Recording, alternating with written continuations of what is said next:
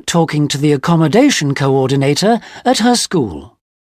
First, you have some time to look at questions 1 to 4.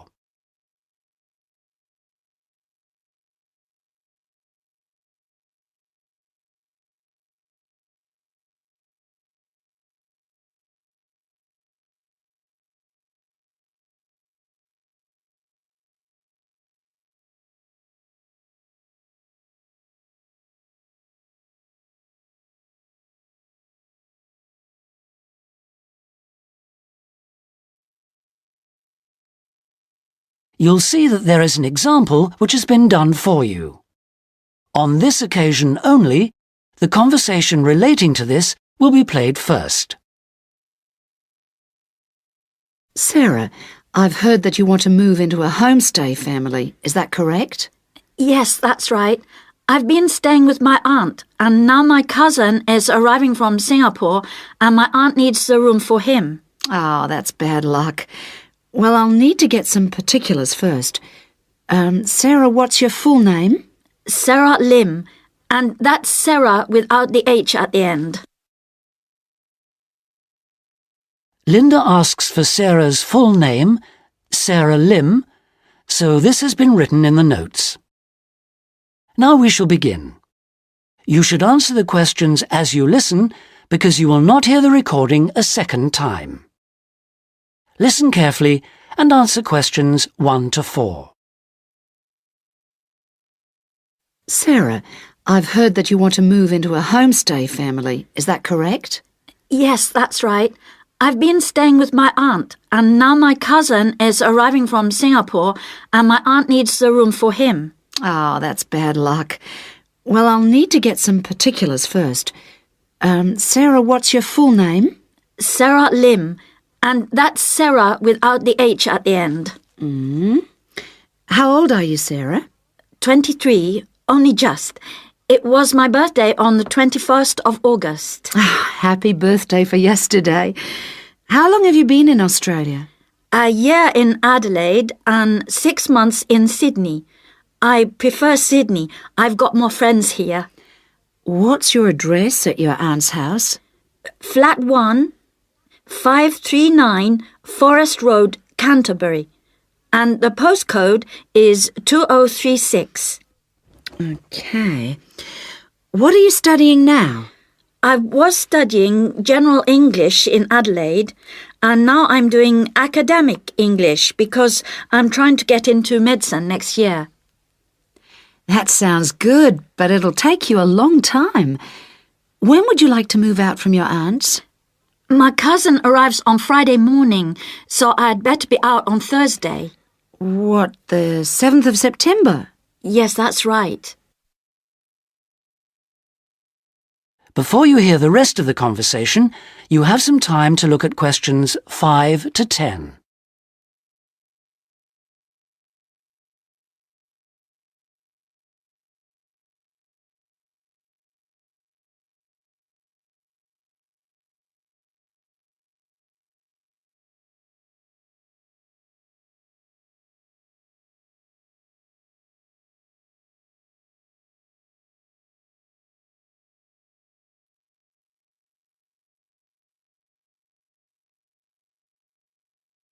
Now listen and answer questions 5 to 10. That doesn't leave us much time. Right, okay. I need to know what kind of accommodation you'd like so I can get you something suitable. Can I share a room with someone else? I've been alone in my room at my aunt's, and I've always shared with my sister, and I like that. Yes, fine. That'll save you money too. Would you like to live with a family, or do you think that a single person would be better for you? I have lots of very nice single people on my books. Do you have any women living alone, retired women? Yes, I have quite a few whose children have grown up and left home. In fact, I have some really lovely retired ladies living by themselves who just love the company of students. Most of them live in flats, but that's not a problem for you, is it? Not at all. I'm used to that. My aunt lives in a flat too, remember? I'm not used to a big house with a garden, swimming pool, pets and all that. OK, fine. I know quite a bit about what you want now. I should let you know that your rent will be $160 per week. You'll have to pay me $320 as a deposit before you move in. The deposit is as insurance in case you break something. You'll need to pay monthly to me by cash or cheque, I don't mind. You don't need to pay for gas, electricity or water, but you will need to pay your proportion of the phone bill. Most families do that on an honour system, but you'll have to wait and see. Have you got any more questions for me? When will you know where I can go? I'll work on it now. So come and see me tomorrow, and I should have some news for you then. Thanks a lot. Goodbye. See you tomorrow. After lunch would be better for me. OK. See you then. Bye. That is the end of section 1. You now have half a minute to check your answers.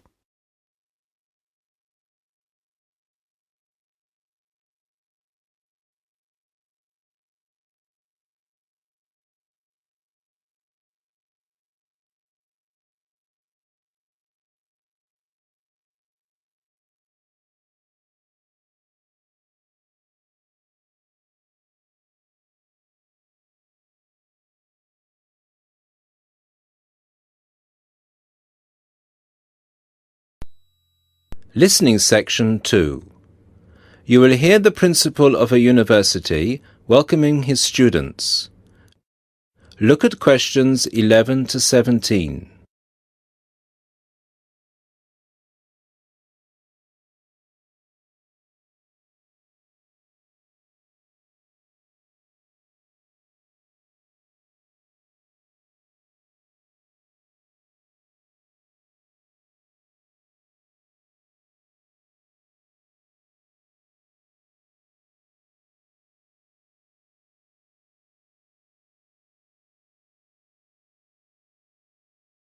Listen to the first part of the lecture and answer questions 11 to 17.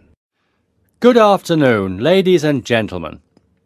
I'm Dr. Donovan, the principal of Don Levy University, and I would like to welcome you to the Dinglewood campus, which is one of the 3 campuses belonging to this university.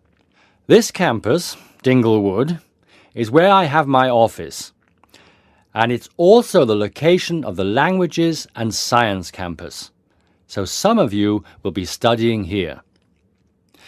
Dinglewood is the most northerly campus. The business studies blocks are in the Churchdown campus in the centre of town, and the southern or Trailway campus, where history and architecture are situated, is to the south of the town. Those of you who are enrolled in any of those courses will be taken to your respective buildings at the end of this meeting. Those of you studying on the Dinglewood campus, you will have a tour later too. This building we are assembled in is the office or administration block, Block 39, and is where the weekly meetings are held. You are welcome to attend these meetings, as are all the university staff. You may want to, as many university issues are discussed at these weekly meetings. The meetings take place at 1:30 every Tuesday, so please stop by. 2 other important buildings are also located on this campus, the cafeteria and the on-site shop. You can purchase all the required books and any stationery you need for your courses at this shop.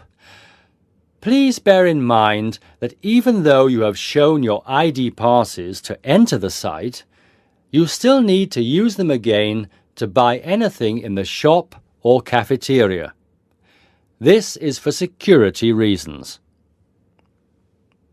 Now look at questions 18 to 20.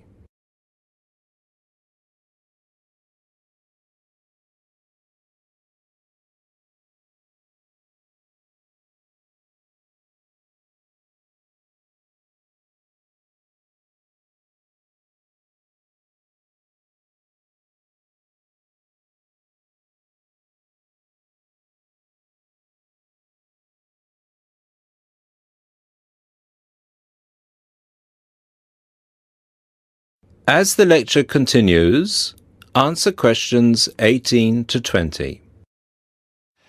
Now, if I could draw your attention to the back page of your joining instructions booklet, you will see a small map of this campus, Dingle Wood.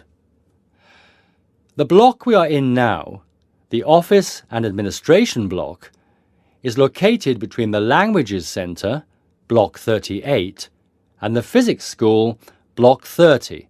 That's 3O. These are both on the right of the plan.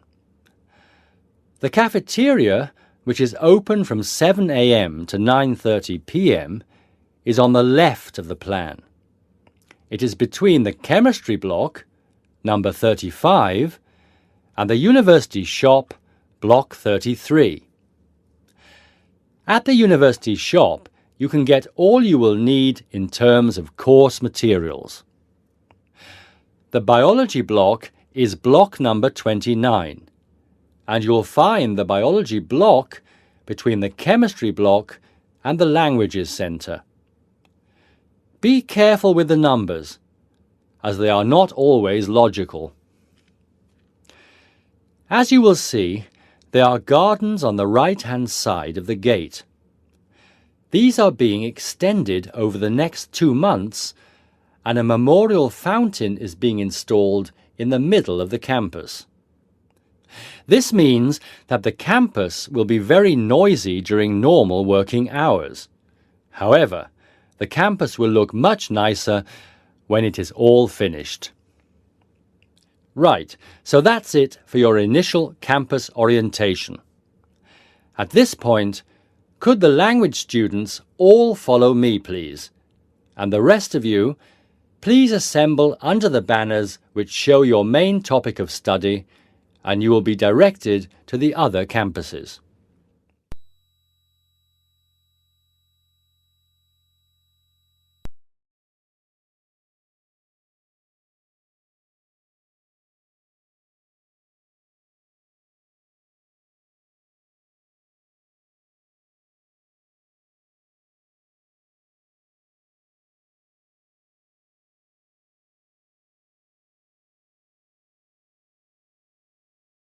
Now turn to Section 3. Section 3. You will hear a conversation between a lecturer and 2 horticulture students who are preparing a display for a science fair. First, you have some time to look at questions 21 to 25.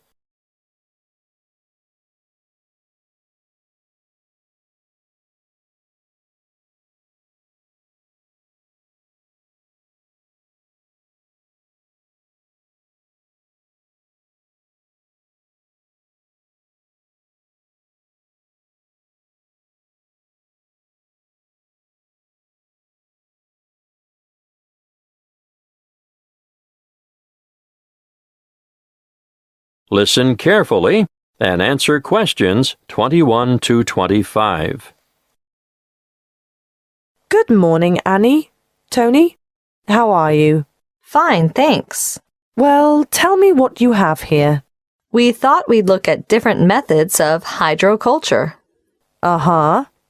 In the true hydroponics method, the roots are bathed with water and nutrient solution, while support for the plant must be provided above the container. And alternatively? Alternatively, the plants can grow with their roots in a substratum, such as sand, vermiculite, or LECA granules. LECA stands for Lightweight Expanded Clay Aggregate, and vermiculite is... Thank you, Tony.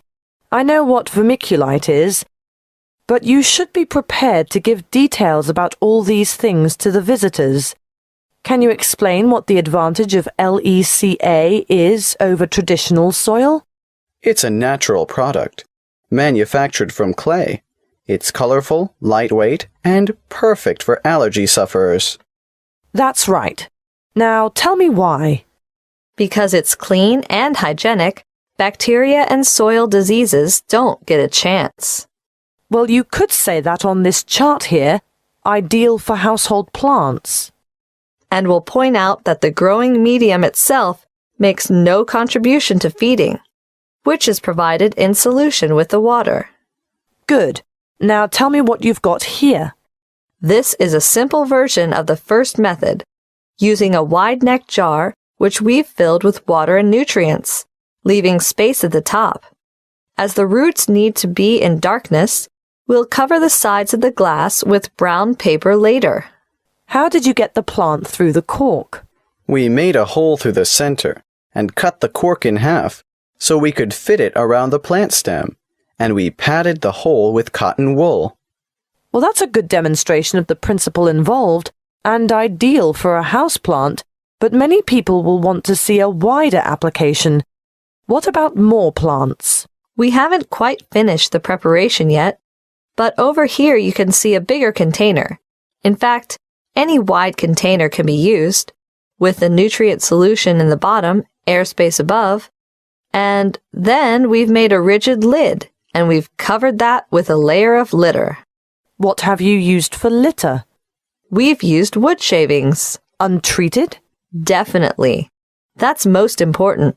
You can use a variety of materials for litter, but obviously nothing toxic, and treated timber contains some nasty chemicals. So, if you're using sawdust or wood shavings, they have to be from natural timber. A good point. Yes, we'll make a note of that when we list possible ingredients for litter. Be sure to explain the purpose of the rigid lid. It's wire mesh, isn't it? And why the litter layer is important too. Well, the mesh is just a platform to keep the litter out of the water, and the primary function of the litter is to exclude light from the root space. Before you hear the rest of the conversation, you have some time to look at questions 26 to 30.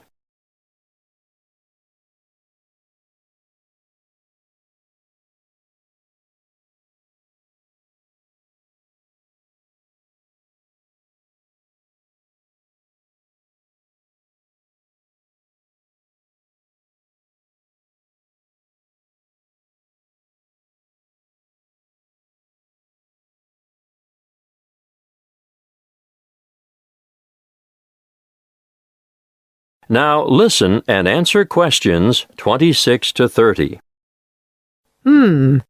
What you have so far is ideal for the home or office, but what about commercial applications?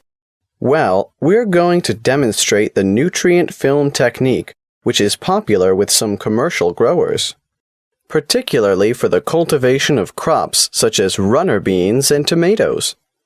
Producers would really like to see some innovation in the cultivation of potatoes and yams too, but obviously, this technique is only suitable for those crops which grow above ground. What about peas? Well, we found peas were awfully tricky to grow using this method, although we're still unsure as to the reason. Where's the exhibit? I don't see it anywhere. Well, that's because we haven't finished it yet, because we're going to have to procure some mature plants first. We didn't think far enough ahead to have started them off earlier, and when we do get them, we'll have to handle them carefully. Yes, because when our model is finished, you'll see how the plants are held in position by a plastic tube which almost encloses them completely and is quite loosely fastened around the stems. Yes. And the feeding or watering system? Well, it's a bit different. On a large scale like this, you need to have the food solution trickle down through the tubes. Yes, but the solution must also be rich in oxygen. And what? It just bathes the roots? That's one way of doing it. What's the other way? You can have the solution moistening a substratum of rock wool at the bottom of the container. Rock wool? It's the same as mineral wool. You know, a lightweight fibrous material, the kind of thing used for insulation.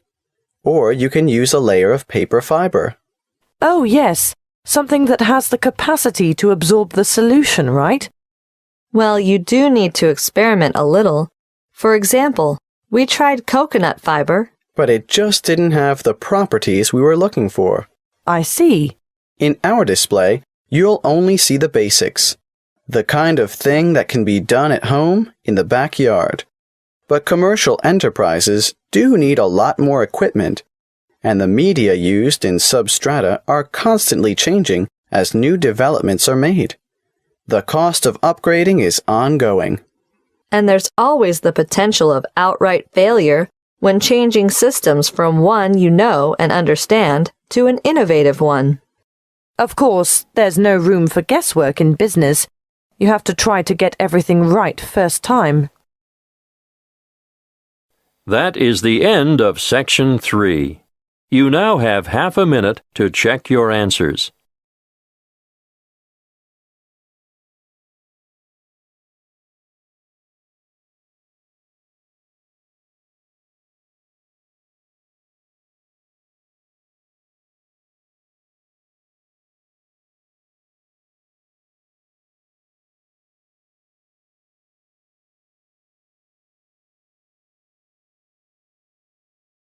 Now turn to Section 4.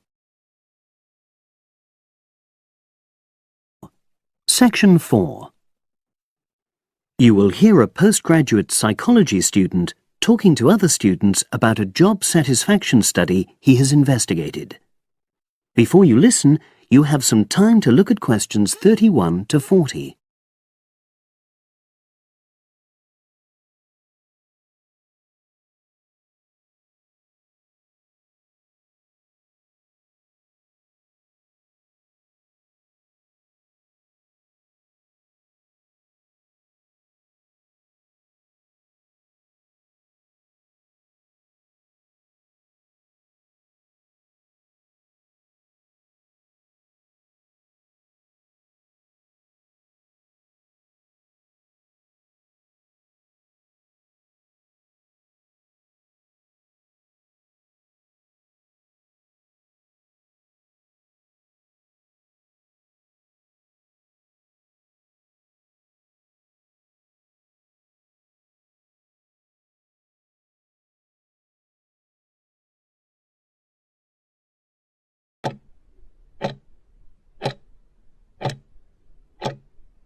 Now listen and answer questions 31 to 40. Good morning, everyone. For my presentation today, I'm going to report on an assignment that I did recently. My brief was to analyze the methods used in a small study about job satisfaction, and then to make recommendations for future studies of a similar kind. The study that I looked at had investigated the relationship between differences in gender and differences in working hours and levels of job satisfaction amongst workers. For this purpose, employees at a call center had been asked to complete a questionnaire about their work. I'll summarize the findings of that study briefly now. First of all, female full-time workers reported slightly higher levels of job satisfaction than male full-time workers. Secondly, female part-time workers reported slightly higher levels of satisfaction than female full-time ones did. On the other hand, male part-time workers experienced slightly less job satisfaction than male full-time workers. But although these results seemed interesting and capable of being explained, perhaps the most important thing to mention here is that in statistical terms, they were inconclusive. Personally, I was surprised that the findings hadn't been more definite, because I would have expected to find that men and women, as well as full and part-time workers, would experience different levels of satisfaction. So I then looked more carefully at the methodology employed by the researchers to see where there may have been problems. This is what I found. First of all, the size of the sample was probably too small. The overall total of workers who took part in the survey was 223, which sounds quite a lot, but they had to be divided up into subgroups. Also, the numbers in the different subgroups were unequal. For example, there were 154 workers in the full-time group, but only 69 in the part-time group. and amongst this part-time group, only 10 were male, compared to 59 who were female. Secondly, although quite a large number of people had been asked to take part in the survey, the response was disappointingly low. A lot of them just ignored the invitation. And workers who did respond may have differed in important respects from those who didn't. Thirdly, as the questionnaires had been posted to the call center for distribution, the researchers had had very limited control over the conditions in which participants completed them. For instance, their responses to questions may have been influenced by the views of their colleagues. All these problems may have biased the results. In the last part of my assignment, I made recommendations for a similar study, attempting to remove the problems that I've just mentioned. Firstly, a much larger sample should be targeted, and care should be taken to ensure that equal numbers of both genders and both full and part-time workers are surveyed. Secondly, the researchers should ensure that they are present to administer the questionnaires to the workers themselves. And should they require the workers to complete the questionnaire under supervised conditions so that the possibility of influence from other colleagues is eliminated. Finally, as workers may be unwilling to provide details of their job satisfaction when they are on work premises, it's important that the researchers reassure them that their responses will remain confidential, and also that they have the right to withdraw from the study at any time if they want to. By taking measures like these, the reliability of the responses to the questionnaires is likely to be increased, and any comparisons that are made are likely to be more valid. So, that was a summary of my assignment. Does anyone have any questions? That is the end of section 4. You now have half a minute to check your answers.